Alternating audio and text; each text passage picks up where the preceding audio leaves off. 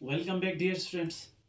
Numerical questions, 10th class physics, simple harmonic motion and waves, chapter number 10 है. उसका problem number 6, numerical number 6 हम करते हैं. इससे पहले हमने 5 न्यूमेरिकल इसके इस चैप्टर के किए हुए हैं. ठीक है, तो बाकी इसके आंसर क्वेश्चंस आप गिल यानी ग्लोबल इंस्टीट्यूट ऑफ लर्निंग एक यूट्यूब चैनल है, वहाँ पे आप देख सकते हैं. इसके जो क्वेश्चंस है कॉन्सेप्चुअल क्वेश्चंस वहाँ पे मौजूद हैं. ठीक है, और दीगर लेक्चर्स भी वहाँ पे आपको मिलेंगे. ज़रूर उस चैनल को भी देखें. ठीक है, तो अब ये न्यूमेरिकल 6 हम देखते हैं. ये रिपल टैंक से रिलेटेड न्यूमेरिकल है. In a ripple tank of length 1.6 metre, यानी रिपल टैंक कितना लंबा है? 1.6 मीटर लंबा है. ठीक है, ये 1.6 मीटर लंबा है ना. Waves cover this distance this length in 2 seconds. ठीक है, इसमें जो वेव्स बन रहे हैं वो 2 सेकेंड के अंदर उसकी पूरी लंबाई जो 1.6 थी उसको कवर कर रहे हैं. ठीक है, if distance between two consecutive trough is 20 centimetre. अब दो कंसेक्यूटिव जो ट्रफ हैं उनके दरमियान डिस्टेंस अगर 20 सेंटीमीटर है, then find the number of waves. Number of waves मालूम करना है, यानी वेव्स कितने बनेंगे उनकी तादाद यानी n मालूम करना है ना. फ्रीक्वेंसी ऑफ वेव्स दूसरा क्या मालूम करना है? फ्रीक्वेंसी मालूम करना उन वेव्स की जो रिपल टैंक में बनेंगे. एंड देयर टाइम पीरियड, और उनका टाइम पीरियड भी मालूम करना है. ठीक है, यानी एक रिपल टैंक है, इसको दोबारा मैं समझा रहा हूँ. एक मीटर 1.6 मीटर लंबा रिपल टैंक है, उसके ऊपर वेव्स बन रहे हैं. ठीक है, अब वो जो वेव्स बन रहे हैं वो इस 1.6 मीटर लंबाई को, डिस्टेंस को 2 सेकेंड्स के अंदर ही कवर कर रहे हैं. ठीक है, तो बताओ वहाँ जो बनने वाले वेव्स हैं उनकी फ्रीक्वेंसी क्या होगी, उनका टाइम पीरियड क्या होगा, और कितने नंबर ऑफ वेव्स वहाँ पे बनेंगे. ठीक है, अगर बनने वाले वेव्स के दो कंजक्टिव ट्रफ के दरमियान डिस्टेंस, दो कंजक्टिव ट्रफ या दो कंजक्टिव क्रेस्ट के दरमियान जो डिस्टेंस होता है, ठीक है, उस डिस्टेंस को वेवलेंथ कहते हैं. फॉर एग्जांपल ना, नॉर्मल पोजीशन से अपर पोर्शन ये जो वेव का होता है इसको क्रेस्ट कहते हैं, आप जानते हैं. ठीक है, वीडियो जो लेक्चर्स हैं प्रीवियस उनमें डिस्कस कर चुके हैं. ठीक है, और नॉर्मल पोजीशन से जो ना मीन पोजीशन से जो लोअर पोर्शन होता है वेव का, इसको ट्रफ कहते हैं. ठीक है, तो अब इस ट्रफ का अगला वाला जो लगातार जो कंजक्टिव ट्रफ है वो ये वाला है, जबकि इस क्रेस्ट का अगला वाला जो क्रेस्ट है वो ये वाला है. तो चाहे इस ट्रफ से इस ट्रफ तक कहें, ठीक है, ये वेवलेंथ कहलाता है, लैम्डा सिंबल है, या इस क्रेस्ट से लेकर इस क्रेस्ट तक, ठीक है, ये वेवलेंथ. चाहे दो ट्रफ के दरमियान डिस्टेंस को वेवलेंथ कहो या दो क्रेस्ट के दरमियान डिस्टेंस को वेवलेंथ कहो, एक ही बात है, लंबाई सेम होती है. ठीक है, यहाँ इसने ये बताया है कि रिपल टैंक में जो कि 1.6 मीटर लंबा है उसमें जो वेव्स बन रहे हैं उनकी वेवलेंथ 20 सेंटीमीटर है, यानी जो यहाँ पे वेव बन रहे हैं उनकी वेवलेंथ 20 सेंटीमीटर है. ठीक है, बताओ जो बनने वाले वेव्स हैं उनकी फ्रीक्वेंसी क्या होगी, टाइम पीरियड उनका क्या होगा. ठीक है, और कितने नंबर ऑफ वेव्स वहाँ पे बनेंगे.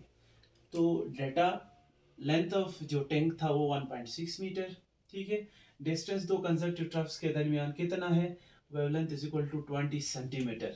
वेवलेंथ का ऐसा यूनिट सेंटीमीटर नहीं है, मीटर है, तो सेंटीमीटर को मीटर में कन्वर्ट करने के लिए 100 से डिवाइड करते हैं, लिहाजा 20 डिवाइड बाय मैंने 100 किया तो ये मीटर में कन्वर्ट हुआ जो कि 0.2 आया. ठीक है, और कितने सेकेंड में ये इतनी वेवलेंथ वाले वेव्स 1.6 डिस्टेंस को कवर कर रहे हैं, ये 2 सेकेंड्स में, ये गिवन था.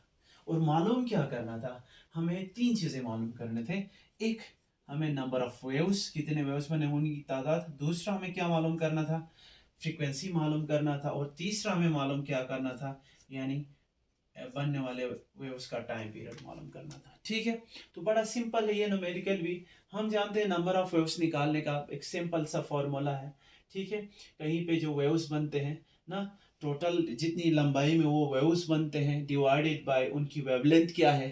ठीक है, तो उसके उन दोनों के रेशियो से हमें नंबर ऑफ वेव्स बनते मिलते हैं. ठीक है, तो बड़ा आसान है, यानी length, total length divided by wavelength करते हैं तो नंबर ऑफ वेव्स हमें मिल जाता है. ठीक है, तो वैल्यू पुट करते हैं, नंबर ऑफ वेव n की जगह n, इक्वल टू की जगह इक्वल टू, और टोटल जो लंबाई है, ठीक है, वो ना लेंथ 1.6 से वैल्यू पुट कर रहे हैं यहाँ से, डिवाइड की जगह डिवाइड, और वेवलेंथ जो यहाँ पे बन रहे हैं, ठीक है, 0.2 मीटर लंबे वेव्स बन रहे हैं, ठीक है, इसलिए 0.2 लिखा, इन दोनों को डिवाइड कर रहे हैं, तो यहाँ से आपको आंसर मिलेगा 8।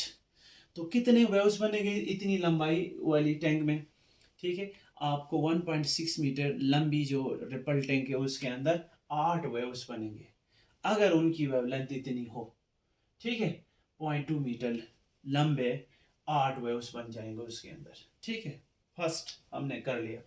दूसरा क्या मालूम करना था, फ्रीक्वेंसी, ठीक है, तो फ्रीक्वेंसी हम ये भी फाइंड कर सकते हैं। फ्रीक्वेंसी का एक फॉर्मूला ये है, जब टाइम पता हो, नंबर ऑफ वेव्स पता हो, तो फ्रीक्वेंसी फाइंड करने का ये फॉर्मूला है, frequency is equal to number of waves divided by time taken, ठीक है।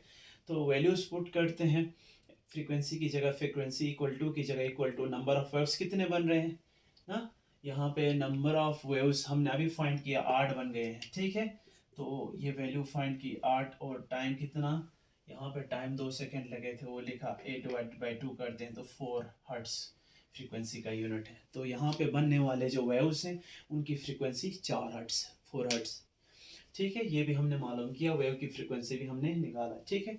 नेक्स्ट हमें मालूम क्या करना है, इसी न्यूमेरिकल के अंदर यहाँ बनने वाले वेव्स का टाइम पीरियड क्या होगा।